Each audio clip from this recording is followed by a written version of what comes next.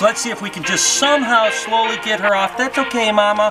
This is a little bit of a precarious position right here because I'm not exactly sure what I'm supposed to do. Oh my God. Okay, well, we're gonna go for it. Oh shit. Ah!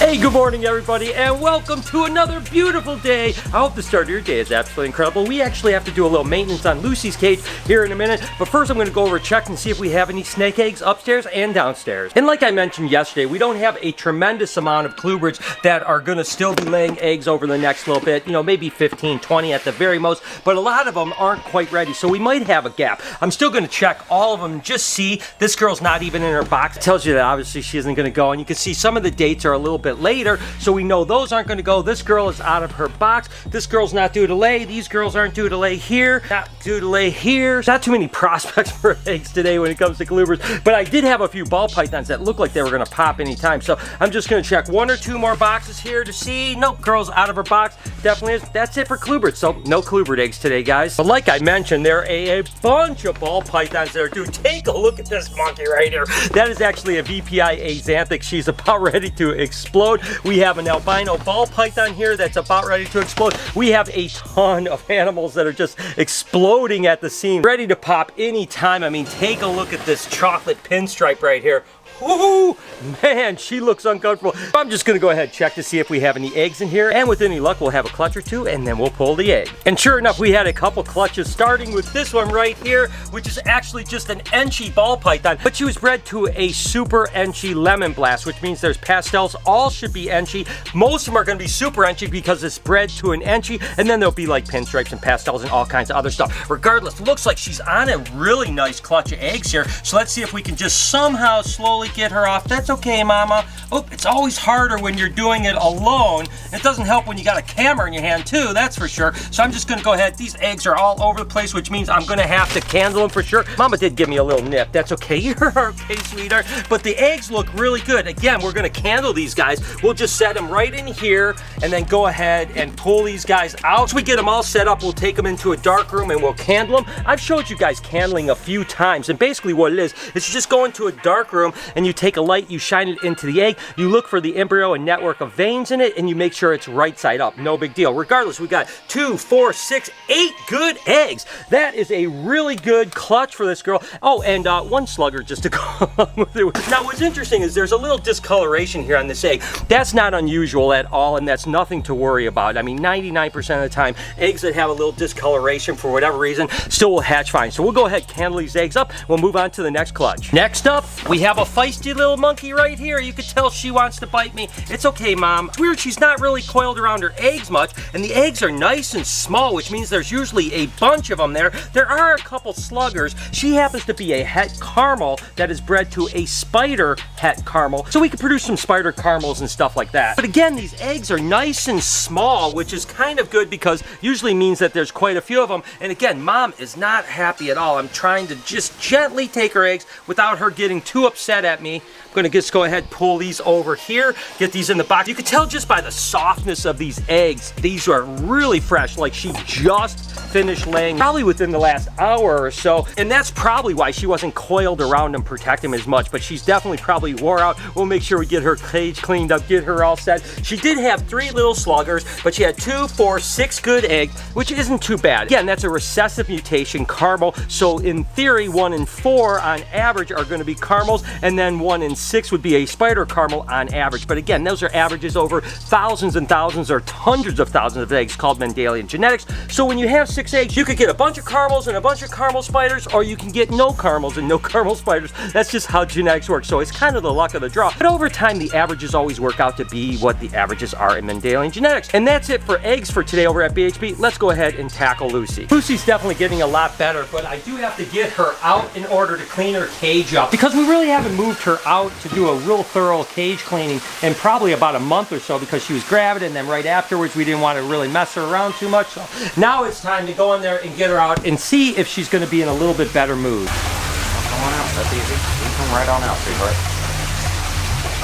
This is a little bit of a precarious position right here because I'm not exactly sure what I'm supposed to do.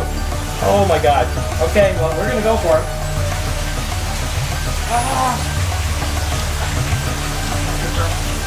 Hang on, watch out. Okay. Yeah.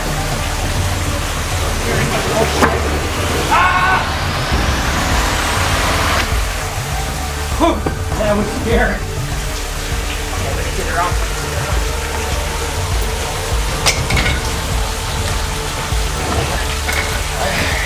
There you go, girl. Okay, she's all right. She's all right.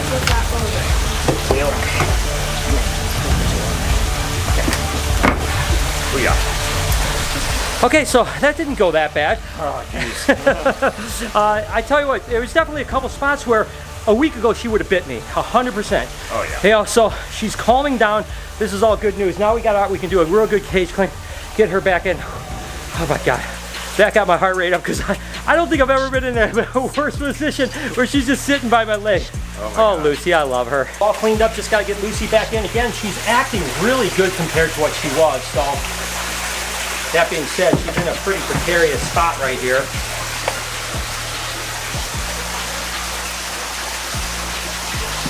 See, she would have bit me a week ago like that. I mean, you know, 100% she would have bit me. Just be careful. Hang on, just let me spin around. Oh! Hang on. Let me set it down. Hang on. Oh. Hang on a second.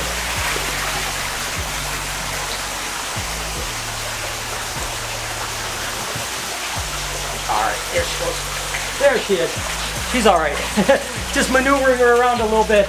That's about it. And that's, again, a couple little precarious spots, but to be honest with you, a week ago she would have crushed me. She has really gotten back to her old Lucy ways. Not even one strike in that entire event. Yeah, she did get close. She was definitely going to strike a couple times, but again, she's definitely restrained herself back to the more normal Lucy. Looking amazing. She's going to get a couple rabbits this week, and we should be good to go. I couldn't be more excited because tomorrow starts the new era in the vlog. And what I mean by that is Jay starts tomorrow, so he's going to be helping with filming and editing and just be another person so that I can free up my time not only to do a better job of vlogging and be even a better storyteller and bring you guys on more amazing journeys, but also I think the vlog is just going to look a lot prettier. Like I mentioned in the past, we listened to what you guys said, and I think that we have a really good thing where you're going to get the same amount of this, but you're going to get a lot of extra stuff. It's going to be really cool to not only verbally tell a story, but also visually tell an amazing story. In my mind, when I'm collecting python eggs, it's going to go something like this.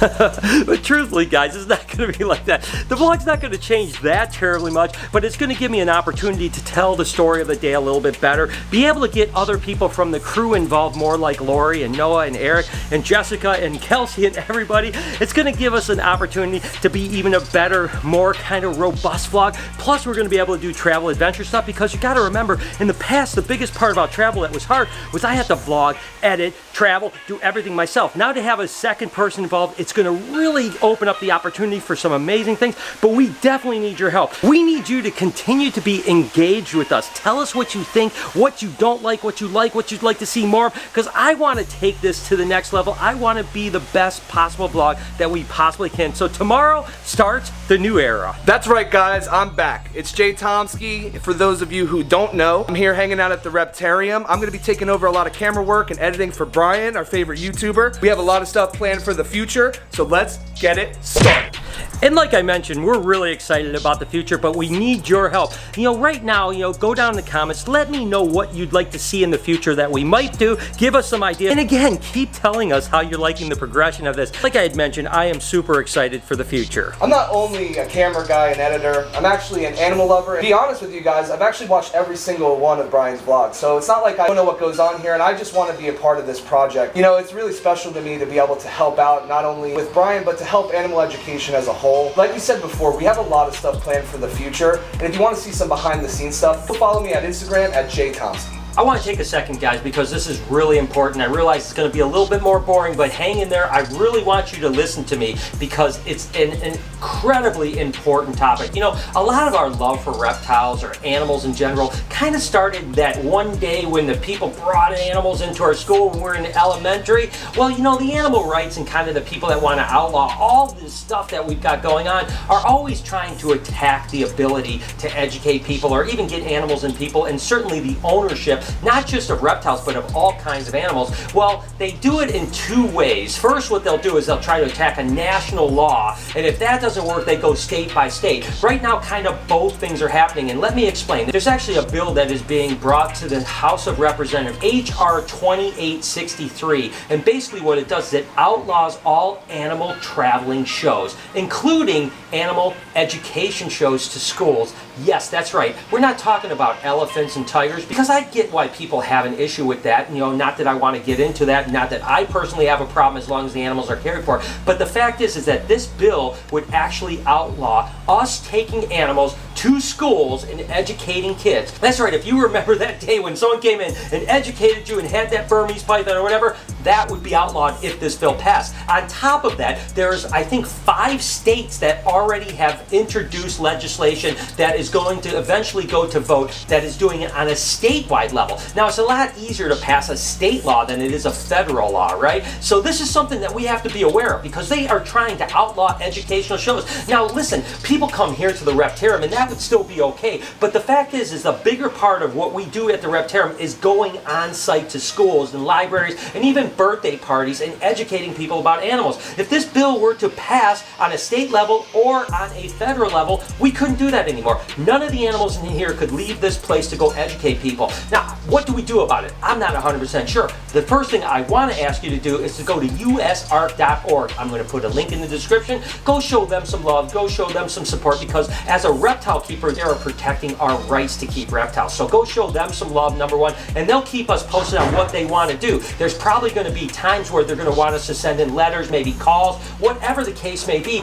That's the first thing we need to do. Other than that, we just need to band together because, again, I'm just saying that this is a slippery slope, people. I mean, they outlaw that. Next thing you know, none of us are going to be able to keep animals. So again, I know this was a boring part. Sorry to break from our normal routine, but this is so important to me. I don't want the ability for me to go educate people to be taken away, and I don't want anyone else's ability to be taken away either. So please, go show USARK some love and comment down below what you think about this and what you think we can do about this. Just like yesterday, more baby geckos hatching. Holy moly, are we going to have a lot of little baby leopard geckos this year. I love it though. I love little babies. They are so absolutely adorable. Take a look at this white and yellow Tremper albino right here. Oh my god, that thing is absolutely stunning. And that's the thing. I mean, with the variety that we produce and then the quantity we produce, we definitely have a lot of stuff coming up. So every day when we're hatching 100, 200 geckos, it's just so cool to see what's hatching out. Take a look at this thing here that's just basically like